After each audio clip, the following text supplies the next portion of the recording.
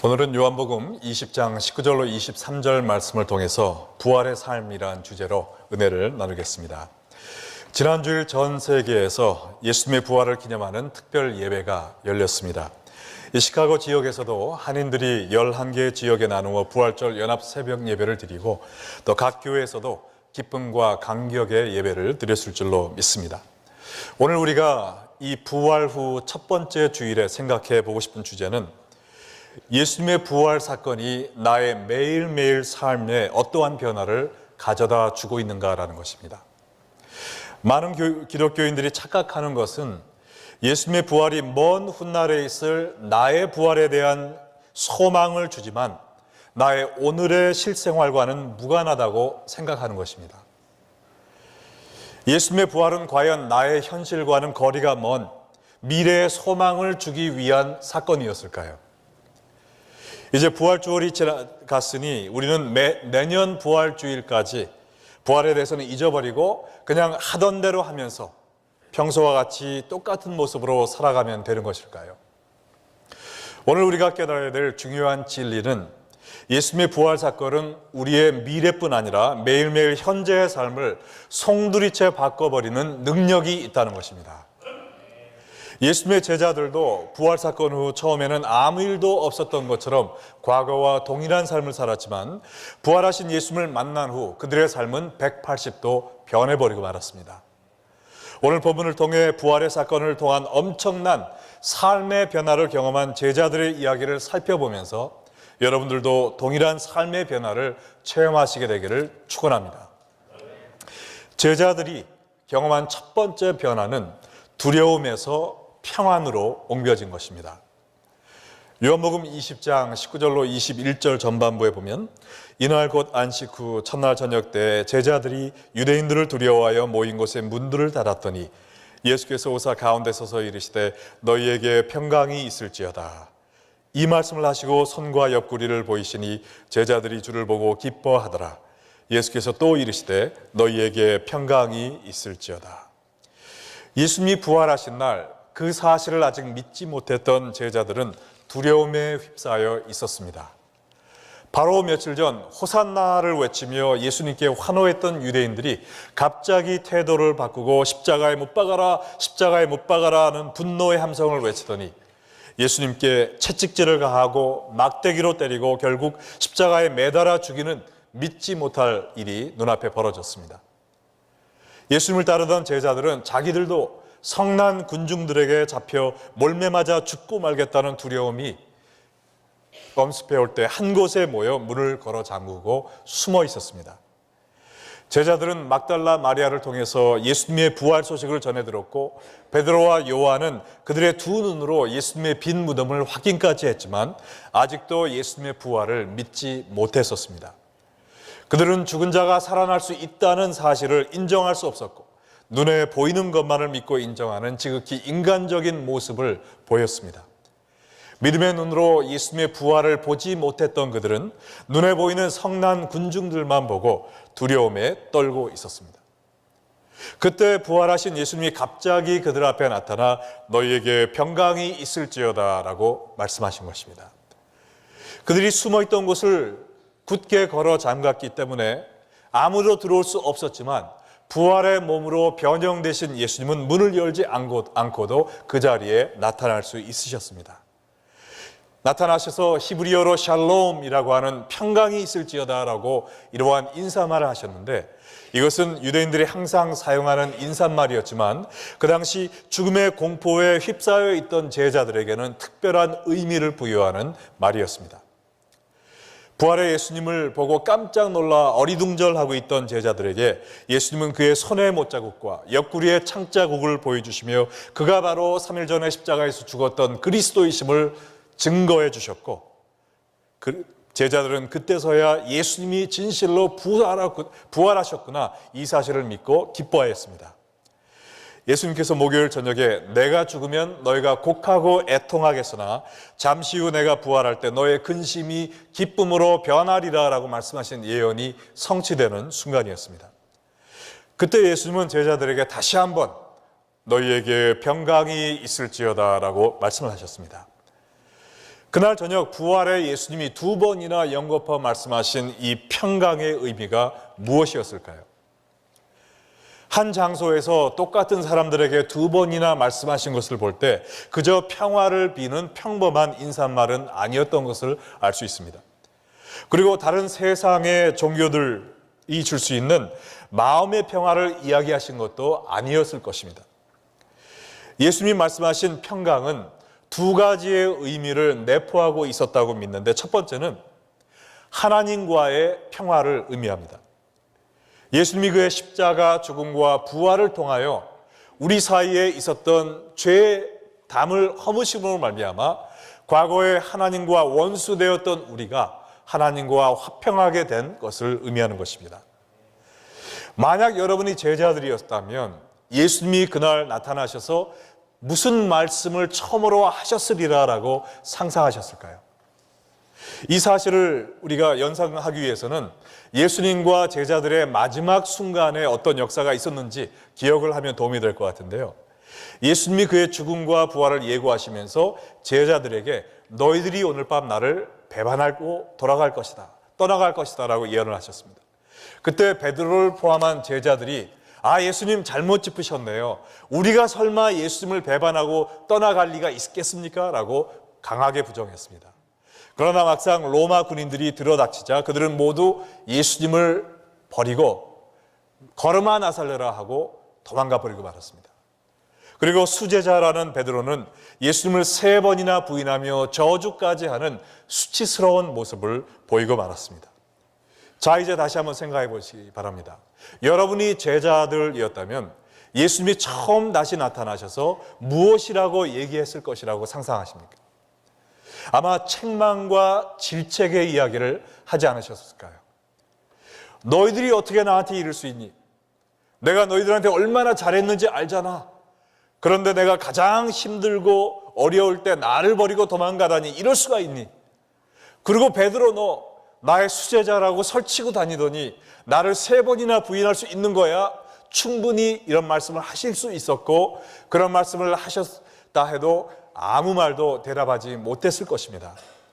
그러나 예수님은 나타나셔서 그들의 잘못에 대한 이런 방구도 없으셨어요. 오직 너희에게 평강이 있을지어다 라는 평화의 기원만 하셨습니다. 왜 그러셨을까요? 제가 생각하기는 예수님의 십자가 사건을 통해 제자들의 죄는 이미 덮어져 버렸습니다. 씻어져 버렸습니다. 깨끗하게 없어져 버린 것입니다. 만약에 예수님이 다시 나타나셔서 너 옛날에 왜 이런 죄를 지었어? 라고 했다면 아마도 그 십자가는 무의미한 것이 될지 몰라요. 제자들이 예수님의 가슴에 대못을 박는 그러한 죄악을 저질렀지만 예수님의 십자가를 통해 그들의 죄악은 이미 씻어져 버린 것이고 하나님은 기억하지 않으신 것을 믿으시기 바랍니다. 그리고 예수님의 부활을 통해 제자들은 예수님의 의로 덧입음을 받아서 그들의 믿음을 통해 그들은 의인으로 하나님 앞에 서 있게 된 것입니다. 예수님의 죽음과 부활의 의미가 바로 이것이죠. 예수님이 말씀하신 화평하리라, Peace be with you 라고 하신 말씀은 너희가 마음의 평안을 얻어라 라는 이 뜻이 아니라 너희와 하나님 사이를 가로막았던 죄의 담을 내가 허물었으니 이제는 너희가 하나님과 하나가 되었다. 어느 누구도 빼앗을 수 없는 하나님과의 화평을 너희가 마음껏 누려라 라고 하신 말씀인 줄 믿습니다. 예수님이 말씀하신 평강의 두 번째 의미는 이 세상의 모든 두려움을 이기는 하나님이 주시는 평강을 의미합니다. 영어로는 Peace with God brings peace of God 이라고 얘기할 수 있겠죠. 우리가 하나님과 화평을 누릴 때 이 세상의 모든 두려움을 이겨낼 수 있는 하나님의 평강이 우리에게 임한다는 것입니다. 이 세상에 살면서 우리가 두려움에 휩싸일 때가 종종 있습니다. 경제적인 어려움, 건강의 문제, 가정불화, 영적인 문제, 이러한 어려움이 닥칠 때마다 우리가 낙심하곤 합니다. 그러나 우리 삶의 가장 큰 두려움은 아무래도 죽음인 것으로 생각이 되는데요. 그날 제자들이 겪고 있던 두려움도 내가 예수님처럼 잡혀서 나도 죽게 되면 어떡하지? 라는 죽음에 대한 두려움이었습니다. 죽음 앞에서는 아무리 돈이 많은 사람도, 또 아무리 많은 학식을 쌓은 사람도 아무런 힘을 쓸 수가 없습니다. 죽음은 모든 인류의 가장 크고 두려운 적임에 틀림이 없습니다. 그러나 이 죽음의 두려움에 떨고 있던 제자들 앞에 예수님이 나타나셔서 Peace be with you 라고 말씀하셨을 때 예수님은 무슨 말씀을 하고 계십니까? 너희들이 지금 죽음의 두려움에 떨고 있느냐? 내가 사흘 전에 죽었으나 죽음의 권세를 깨트리고 다시 살아났다. 죽음을 두려워할 필요가 없다는 것입니다. 우리의 가장 큰 적인 죽음을 두려워할 필요가 없다면 이 세상에 무엇을 두려워할 것이 있겠느냐? 예수 안에서, 하나님의 사랑 안에서 너희는 영원한 평안을 누려라 라고 말씀하신 것입니다. 왜냐하면 죽음도 우리를 하나님의 사랑에서 끊지 못하기 때문입니다. 요한복음 16장 33절에서 예수님이 이미 말씀하시기를 이것을 너에게 이르는 것은 너희로 내 안에서 평안을 누리게 하려 함이라. 어떤 평안일까요? 세상에서는 너희가 환난을 당하나 담대하라. 내가 세상을 이기었노라. 예수님이 주시는 평안은 내 삶에 문제가 없음으로 인하여 느끼는 평안이 아니라 환난 가운데서도 담대할 수 있는 평안입니다. 예수님이 이 세상의 모든 두려움을 이기시고 죽음의 권세까지 물리치셨기 때문에 우리가 예수님 안에 있기만 하면 어느 누구도 빼앗아 갈 수 없는 하늘의 평안이 우리의 마음을 주장한다는 것입니다. 우리가 지금 이 땅에 아무리 눈보라가 몰아치고 큰 폭우가 쏟아 부어진다 해도 우리가 튼튼한 건물 안에 있으면 옷 하나 젖지 않듯이 우리의 삶에 어떠한 어려움이 우리를 흔들려 해도 우리가 우리의 반석 대신 예수님 안에만 있기만 하면 우리의 마음속의 평안은 사라지지 않을 것입니다. 오늘 이 시간 여러분을 떨게 만들고 있는 두려움은 무엇입니까? 여러분의 일용할 양식에 대한 걱정이 있습니까? 인간관계 갈등으로 시달리고 계십니까? 외로움으로, 직장과 사업의 문제로, 건강 문제로 혹은 죽음의 두려움으로 떨고 계십니까? 만약 여러분이 세상을 이기신 부활의 예수님 안에 거하신다면 여러분의 삶 속에 있는 모든 두려움이 안개와 같이 사라질 것으로 믿으시기 바랍니다. 자, 부활의 예수님을 만난 제자들이 경험한 두 번째 변화는요, 절망에서 사명으로 옮긴 것이었습니다. 요한복음 20장 21절 후반절에 보니까 아버지께서 나를 보낸 것 같이 나도 너희를 보내노라 말씀하셨습니다. 하나님과의 평화, 또 하나님이 주시는 평화를 맛본 제자들에게 이제는 너희가 세상으로 가라라고 말씀을 하셨습니다. 예수님이 그들을 세상으로 보낸 이유와 목적이 무엇이었을까요? 요한복음 17장 18절과 20절에 예수님이 하신 기도를 보면 알 수 있는데요, 아버지께서 나를 세상에 보내신 것 같이 나도 그들을 세상에 보내었고 내가 비옵는 것은 이 사람들만 위함이 아니요 또 그들의 말로 말미암아 나를 믿는 사람들도 위함이니. 예수님이 그 제자들을 세상으로 보내신 이유는 사람들이 그들이 전하는 복음을 듣고 예수님을 믿고 구원받게 하기 위해서 보내신 것입니다. 영혼 구원과 세계 복음화를 위해 오늘도 예수님은 여러분과 저를 세상으로 보내고 계십니다. 이 파송의 메시지를 통해서 우리가 두 가지의 중요한 사실을 깨달아야 하는데요, 첫 번째는 예수님을 통해 세상으로 보내심을 받는다는 것이 얼마나 귀하고 중요한 사명인지 깨달아야 됩니다. 예수님은 그의 공생애 동안 여러 차례에 걸쳐 그가 영혼 구원을 위해 하나님으로부터 보내심을 받았다라고 말씀을 하셨습니다. 이제 그의 공생의 사역을 다 마치고 승천하시기 전에 예수님이 이루기 위하여 오신 그 사역을 우리에게 넘겨주신 것입니다. 하나님이 예수님에게 주셨던 그 사명, 그 사명을 우리가 받게 되었으니 얼마나 귀한 특권이며 축복입니까? 예수님은 이 사명을 감당하시기 위해 하늘의 영광을 다 버리셨을 뿐만 아니라 십자가에서 그 귀한 목숨까지 던지셨습니다. 여러분은 이 귀한 사명을 감당하기 위해 무엇을 희생하고 무엇을 헌신할 준비가 되셨습니까? 예수님으로부터 이 귀한 사명을 받았다는 것은요, 우리가 다른 세상 사람들처럼 예수님이 이 말씀을 안 하신 것처럼 살 수 없다는 것입니다. 누군가 여러분에게 큰 은혜를 끼치고 여러분에게 어떠한 귀한 부탁을 했다면 여러분은 온 힘을 다해 그 부탁을 들어주기 위해서 몸부림칠 것입니다. 예수님은 우리에게 큰 은혜를 주신 거가 아니라 그의 모든 생명을 주셔서 이 세상에서 가장 귀한 영생의 선물을 주셨어요. 그 예수님이 우리에게 부탁하신 한 가지입니다. 내가 너희를 복음을 전하는 십자가의 군병으로 이 세상에 보내노라. 온 세상에 있는 모든 족속에게 복음을 전하여 그들로 하여금 나의 백성이 되게 하라라는 명령과 이러한 사명을 주셨습니다. 이 사명을 받은 우리가 어떻게 예수님이 이 말씀을 안 하신 것처럼, 우리가 못 들었던 것처럼, 마치 우리가 세상 사람들과 아무런 구별이 없는 것처럼 세상 사람 사는 그런 방법대로 살아갈 수가 있겠습니까? 우리는 이 사명을 완수하게 살아야 되고, 또한 우리가 천국에 가는 그날 우리가 얼만큼 이 사명을 완수했는지에 대해 하나님 앞에서 심판을 받게 될 것입니다. 예수님의 피 맺힌 소원인 이 세계 복음화를 위해 여러분도 정말 몸과 마음을 다 바쳐 헌신하는 그러한 귀한 결신하시기를 주의 이름으로 축원합니다. 예수님이 제자들을 세상으로 보내신 사실을 통해 깨달아야 될 두 번째 진리는 뭐냐면요, 예수님은 이 귀한 사명을 부족하고 못난 사람들한테 맡겼다는 것입니다.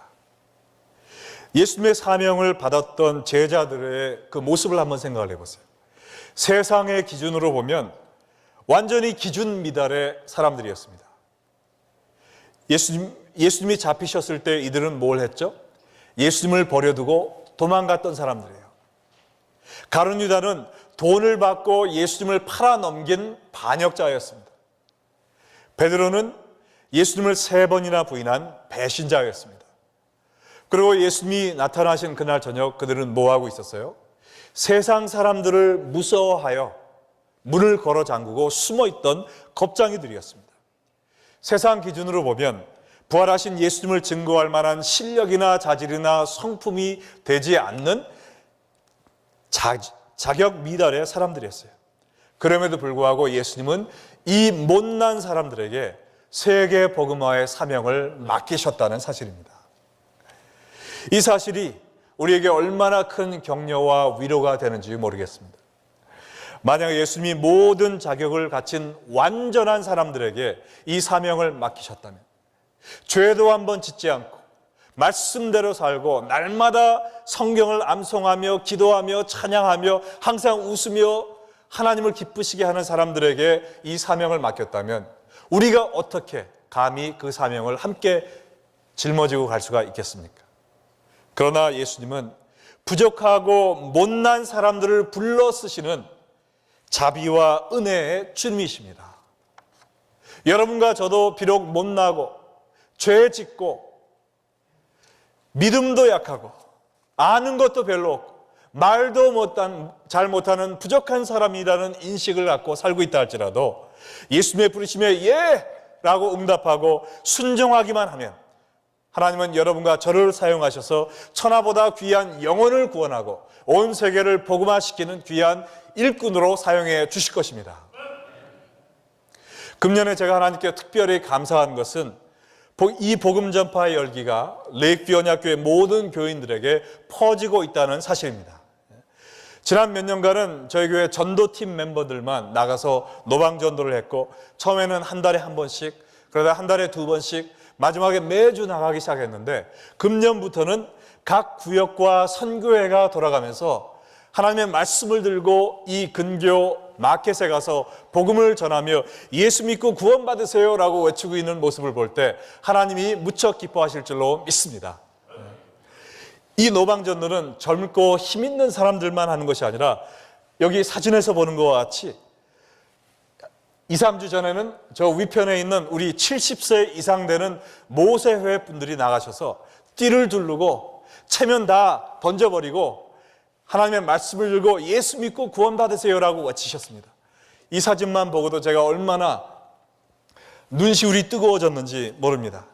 그리고 또 그 전에 어느 다른 구역이 어린 아이들하고 갔을 때는요, 아이들은 그 옆에서 놀고 있는 것이 아니라, 오른쪽에 사진이 까매서 잘 안 보이지만 어린 아이들이 손에 설교 CD를 들고 사람들이 나오는 그 입구 난간에 매달려 가지고 나오는 사람들에게 지금 전도하는 모습입니다. 할렐루야. 네. 남녀노소를 불구하고 우리가 성경을 많이 알던 적게 알던, 나의 믿음이 장성했던 아니면 이제 시작하는 걸음마의 수준이든지 불구하고 예수님의 보내심에 순응하여 제가 가겠사오니 저를 사용하여 주시옵소서라는 마음으로 갈 때 하나님이 귀한 역사를 하고 계심을 믿습니다. 여러분 가운데 요새 같은 세상에 무슨 노방전도가 통하겠어? 라고 의심하는 분이 계실지 모르지만요, 저에게 나오는 새로 오신 분들 중에 많은 분들이 이런 마켓의 노방전도와 또한 말씀을 통해서 저희 교회를 나오기 시작하신 분입니다. 지금 여기 앉아 계신 한 분은 10년 넘게 교회를 안 다니시다가 마켓을 통해서 우리 교회 설교 CD를 접하시고 차에 꽂고 들으시면서 교회 나갈까 말까를 1년 동안을 갈등을 하시다가 마침내 우리 교회에 나오셔서 지금 몇 년째 아주 아름답게 신앙생활을 하고 계십니다. 할렐루야. 지난주에 새로 오신 분은요, 다른 타주에서 이사를 하셔가지고 시카고에 아는 교회가 하나도 없는 거예요. 우리 교회 어떻게 오셨습니까? 했더니 마켓에서 설교 CD를 받아들고 제가 이 교회 한번 나와보기로 결심했습니다라고 말씀하셨습니다. 정말 우리 자신을 볼 때는 자격 미달인 부족한 우리들이지만 그 부족한 제자들을 들어서 세계 복음화를 이루신 예수님께서 여러분과 저도 우리가 순종하고 우리의 자신을 하나님께 바칠 때 귀하게 써주실 줄로 믿습니다. 지금 이 시간도 예수님은 여러분을 복음이 필요한 누구에게인가로 파송하기 원하십니다. 지금 예수님의 말씀을 듣고 계십니까? 우리가 영적인 귀를 열어서 예수님, 오늘은 제가 누구한테 갈까요? 우리 가족 중 누구요? 네, 제가 가서 사랑으로 복음을 전하겠습니다. 내일은 누구한테 갈까요? 우리 직장에 누구요? 네, 그분에게 제가 맛있는 점심을 대접하면서 또 교회를 초대하겠습니다. 그 다음날은 어디로 갈까요? 우리가 영적인 귀를 열고 날마다 예수님이 나를 어디로 보내시는지 그 말씀을 순종하는 저희가 되어야 될 줄로 믿습니다. 제가 이번 화요일 날 에티오피아 선교를 떠납니다. 한 2년 전에 에티오피아를 처음으로 방문하여 그 아디스아바바 수도에 있는 대학생들에게 복음을 전하고 또 그 당시 3년 전에 시작했는데 3,000명이 모이는 에티오피아에서 하나님이 귀하게 사용하시는 CJ Church, Christ Jesus International Church라는 곳에 집회를 인도하고 왔어요. 근데 제가 집회를 인도하러 갔을 때 아직 자체 건물도 없고 남의 교회를 쓰기 때문에 토요일 날 예배를 드렸는데요. 그 건물이 짓다 만 건물 같은 그런 구조였습니다. 그냥 엉성하게 세멘트만 발라 있고 이 창문도 없고요. 지붕만 겨우 있는 큰 건물인데 제가 갔다 깜짝 놀랐어요. 그 안에 아프리카 사람 2,000명이 빽빽하게 들어가 앉아 있는 것이었습니다. 그리고 그뿐만 아니라 그 밖에 미처 들어가지 못한 1,000명은 그 창문가에 귀를 대고 서 있는 거예요. 그래서 3,000명이 토요일마다 예배를 드리는데 장장 8시간을 예배를 드립니다. 8시간 동안 기도하며 찬송하고 말씀 듣고 또 기도하고 찬송하고 말씀 듣고 밥도 못 먹으면서 8시간을 그렇게 뜨겁게 예배를 드리고 주일날에는 몇 명 안 모인대요. 왜요? 에티오피아에 있는 전 교회들로 퍼지는 겁니다. 파송을 받는 거예요. 그래서 다른 약한 교회를 돕기 위해서 토요일날 모이고 주일날은 흩어지는 교회입니다. 이 교회가 이제는 벌써 5년 됐는데 5,000명으로 늘었다고 합니다. 근데 얼마 전에 자기들 자체 건물을 지어서 입당하면서 입당 기념 부흥 집회를 인도해달라는 요청이 왔었는데 제가 기도를 해보는데 이상하게 마음이 편치 않아요. 그래서 죄송하지만 못 가겠습니다 라고 얘기를 했는데 나중에 보니까 그 주에 에티오피아에서 폭동이 있었습니다. 그래서 굉장히 위험한 순간이어서 부흥회를 잘 인도하지 못할 그런 상황이었는데 하나님은 막아주신 것 같아요. 근데 제가 아프리카 가는 거에 대해서 신난다 그런 마음이 별로 많지는 않습니다. 왜냐하면 한 30시간을 비행기를 타고 가야 돼요. 제가 아직 이렇게 젊고 건강하지만 30시간을 타고 나면 좀 이렇게 파김치가 되더라고요. 그리고 한 번 갔다 오면은 일주일 반 이상 교회를 비워야 되기 때문에 그것도 마음이 편치 않아서 될 수 있으면은 안 가고 싶은 것이 저의 솔직한 심정입니다. 그런데 작년 말에 우리 중보기도 학교를 인도하면서 어느 날 주제 강의가 기도의 목적은 내 뜻을 이루는 것이 아니라 하나님의 뜻을 찾아 이루는 것이다 라는 내용의 강의를 하고, 우리가 하나님의 뜻이 무엇이든지 순종하겠습니다 라는 헌신의 기도를 합시다 라고 마지막 통치기도를 하고 그 모임을 마쳤어요. 토요일 오전 클래스를 마치고 제 사무실에 들어와서 컴퓨터를 딱 켰는데 이메일을 한번 봤습니다. 제일 먼저 뜬 이메일이 뭐냐, 에디우파에 와주세요라는 요청이 몇 달 만에 다시 온 것입니다. 그래서 제가 주여 가겠사옵나이다 하고 작년 말에 우리 리더십 팀과 의논하여서 제가 이번 주에 가게 되었습니다. 그래서 그 CJ 처치에서 부흥회를 인도하고 그 교회 평신도들 훈련을 하고 또 아디스아바바에 있는 신학교 강의를 하고 또 그 주위에 많은 목사님들이 신학교를 한 번도 가보지 못한 분들이 많이 있기 때문에 그 목회자 세미나를 담당을 하고 제가 다음 목요일 날 돌아오게 되겠습니다. 제가 이 아프리카 사역을 잘 감당하고 하나님이 원하시는 결과가 있도록 또 저를 위해서 기도해 주시기를 부탁드립니다. 근데 제가 여러분에게 부탁드리고 싶은 더 큰 기도가 있는데요. 그것은 뭐냐면은 우리 레이크 언약교회가 예수님이 가라 하시면 가는 교회가 되도록 기도해 주시기 바랍니다. 날마다 아침에 일어나면 내가 가고 싶은 데를 가서 내가 하고 싶은 것을 하고 오는 우리 교우들이 아니라 저를 포함해서 우리 교회 모든 식구들이 아침마다 또 매 순간순간마다 주님, 나에게 이 귀한 하나님과의 화평을 주신 예수님, 제가 지금 어디로 가길 원하십니까? 제 입으로 무슨 복음을 누구에게 전하기를 원하십니까? 말씀만 하시옵소서. 제가 가겠나이다. 이러한 심정을 가지고 부름받은 자, 보내심을 받은 자의 심정으로 우리의 남은 여생을 불태우는 여러분과 제가 되기를 주의 이름으로 축원합니다. 예수님, 또 부활하신 예수님을 만난 제자들은요, 삶이 완전히 변해버렸습니다. 두려움에 떨던 사람들이 하나님과의 화평, 또 하나님이 주시는 담대한 이 세상에서의 화평을 누렸어요. 그리고 자기 자신만을 위해서 한 것이 아니라 이 복음을 가지고 세상에 나갔습니다. 마지막으로 그들에게 있었던 변화는 뭐냐면요, 무기력에서 성령 충만으로 변했다는 것입니다. 22절 말씀해 보면 이 말씀을 하시고 그들을 향하여 숨을 내쉬며 이르시되 성령을 받으라.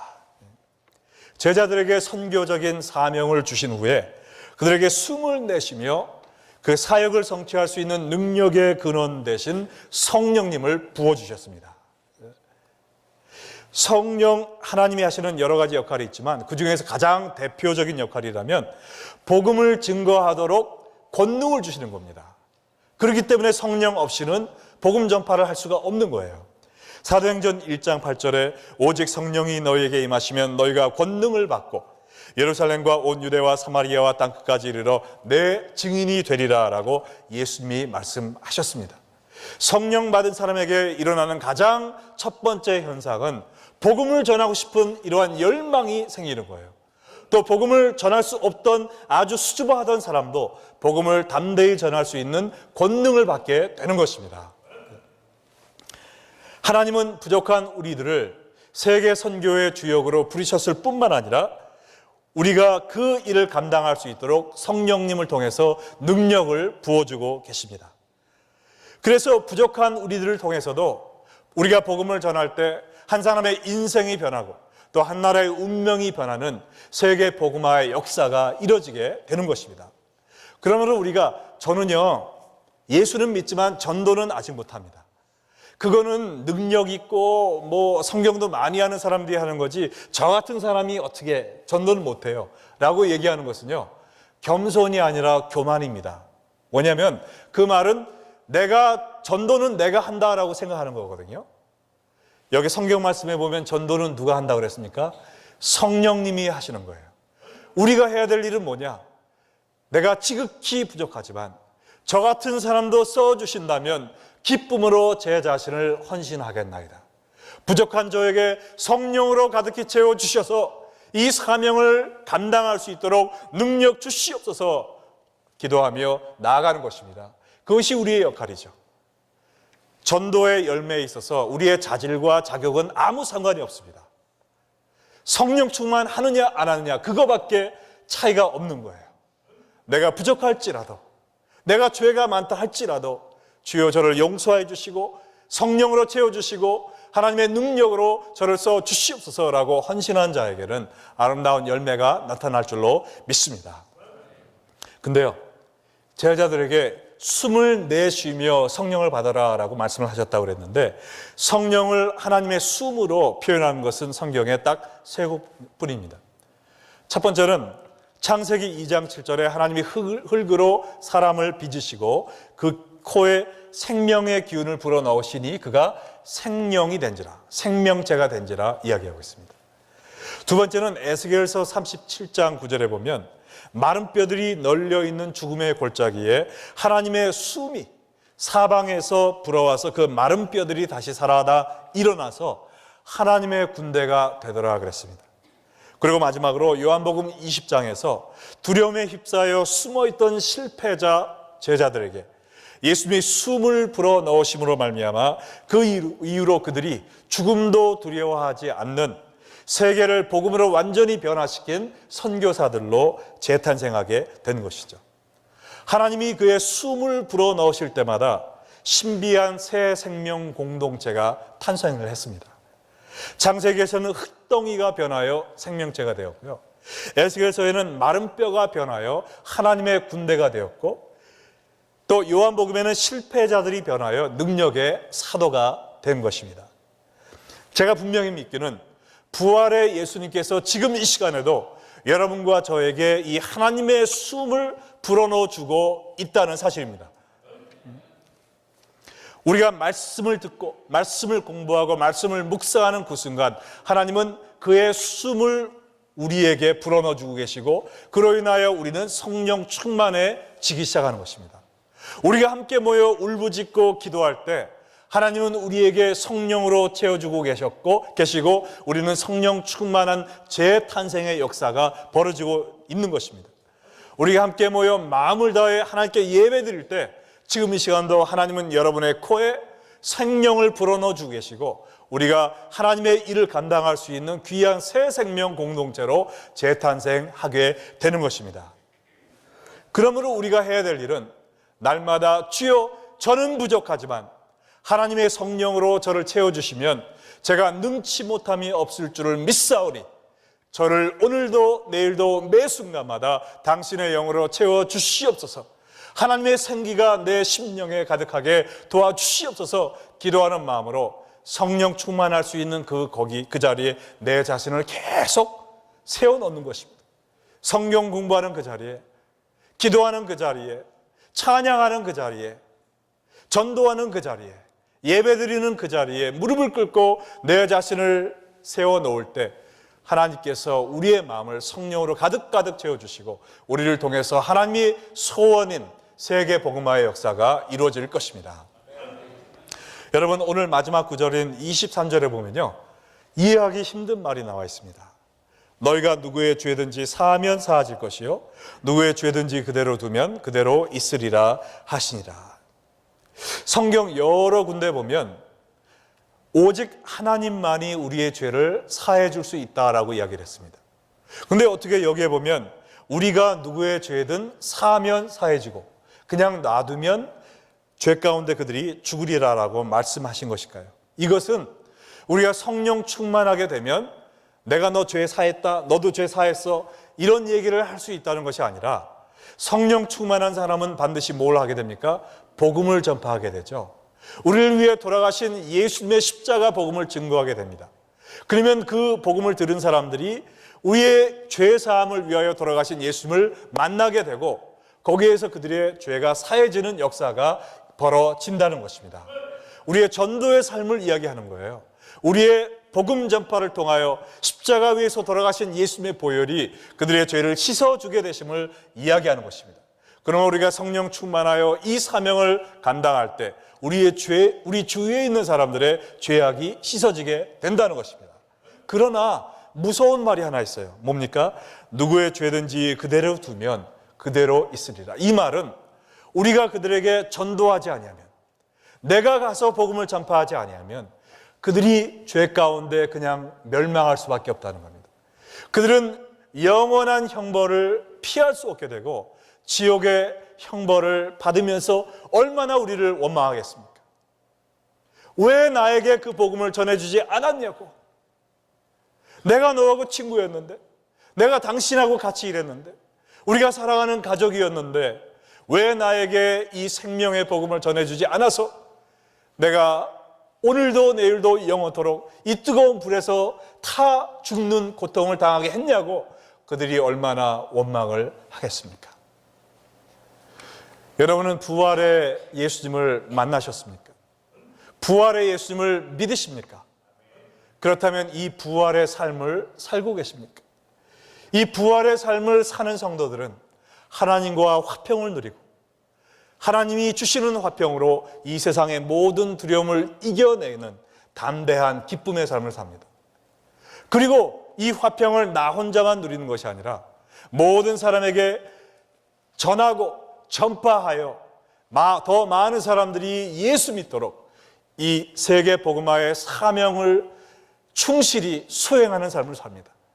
그리고 이것이 나의 혼자의 힘으로 할 수 없기에 날마다 주여 오늘도 내일도 부족한 저의 심령을 하나님의 영으로 채워주시옵소서 날마다 성령 충만을 간구하며 사는 삶을 살게 됩니다. 이러한 삶을 통해서 하나님은 영광 받으시고 그의 소원인 세계 복음화를 이루시고 예수님의 피 맺힌 소원인 영혼 구원의 열매가 주렁주렁 맺히게 될 것입니다. 우리가 예수님의 부활을 1년에 한 번 지키는 절기로 지내는 것이 아니라 나의 삶을 송두리째 변화시키는 하나님의 능력으로 받아들이셔서 하나님이 원하시는 이 변화의 삶을 날마다 체험하고 사시는 여러분 되시기를 주의 이름으로 축원합니다. 다 같이 기도하시겠습니다.